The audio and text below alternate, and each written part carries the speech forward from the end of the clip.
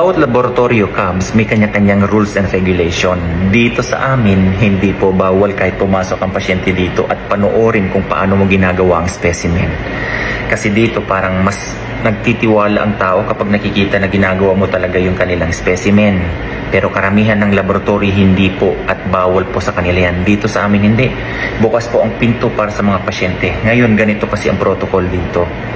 Minsan kasi, Cubs, yung mga pasyente mismo ang nagdadala ng specimen para sa kanila. Hindi, ma-brought out ko lang po ito. Okay, disclaimer po ha. Magkakaiba po ng mga batas ng laboratory. Ngayon dito, siyempre dinadala sa iyo ng pasyente ang kanilang specimen. Kaya ko po nalalaman kung ano yung kanilang nararamdaman. At the same time, kino-confirm ko sa doktor kung bakit yun ang ini-request niya na analysis. Kung kayo nakakaramdam ng ganito, eto'y kanan. Okay? Ito na yung ribs ko.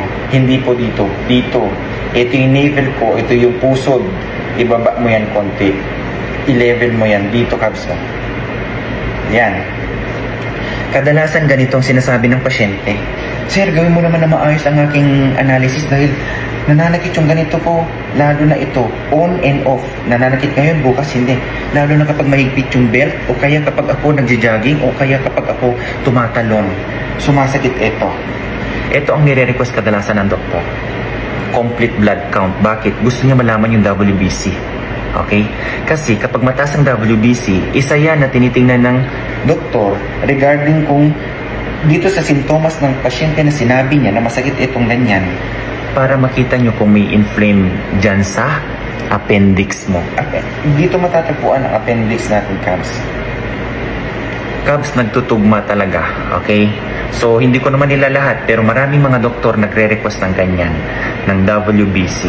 Ngayon, napapansin ko, kapag mataas sa 20, okay, 20,000 yung kanilang WBC count, Cubs, i-roll out na yan na pwedeng ikaw ay may inflamed appendix or appendicitis. Yan pa nga dito, namimilipit yan eh. Pahawak-hawak yung ganito na ayaw magalaw ng ganun. Although, ang pag-request ng WBC count, hindi po yan diagnostic tool para i-rule out mo na appendicitis. Bagkus, yan lang po ay indicator na may inflamed na part dyan sa masakit sa'yo. Kasi karamihan akala sa bladder may problema. Akala dito banda tapos nagko-corrode lang ng ganyan. Kadalasan ng pasyente, lagi talaga, ilalim ng pusod. Ayan, sinasabi tapos pakanan dito. Tapos pagkikita mo ng WBC, ang taas, Cubs. So kung kayo may nararamdaman ng ganyan, huwag niyong tiisin dahil maraming pasyente dito na emergency agad. Dahil nga appendicitis, Cubs. O huwag niyo nang antayin yan na, di ba?